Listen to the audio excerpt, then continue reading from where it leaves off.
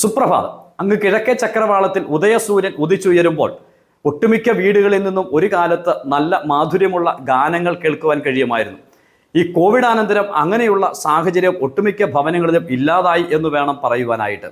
പക്ഷികൾ പ്രഭാതത്തിൽ തന്നെ സൂര്യന്റെ ചൂട് തട്ടുന്നതിന് മുമ്പ് എഴുന്നേറ്റ് അവർ പറന്ന് ഭക്ഷണം തേടി അവർ സഞ്ചരിക്കുവാനായിട്ട് തുടങ്ങും. എന്നാൽ ഈ തലമുറയ്ക്ക് ഒരു വലിയ മാറ്റം സംഭവിച്ചിരിക്കുന്നു. പ്രഭാതത്തിൽ എഴുന്നേൽക്കുന്ന ആ കാഴ്ചപ്പാട് കുറഞ്ഞു പോയിരിക്കുന്നു. എന്നാൽ പ്രഭാതത്തിൽ എഴുന്നേൽക്കുകയും ദൈവസന്നിധിയിൽ മുട്ടുമടക്കുകയും ചെയ്ത ഒരു പിൻതലമുറ നമുക്ക് പിമ്പിലുണ്ട്.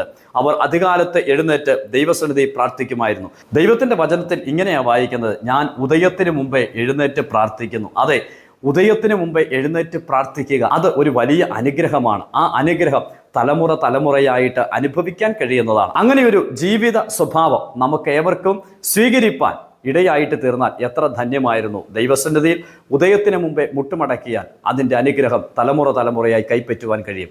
സർവേശ്വരൻ ഈ പ്രമാണത്തെ കാത്തുപാലിക്കുവാൻ നിങ്ങൾക്ക് കൃപ നൽകി സഹായിക്കുമാറാകട്ടെ.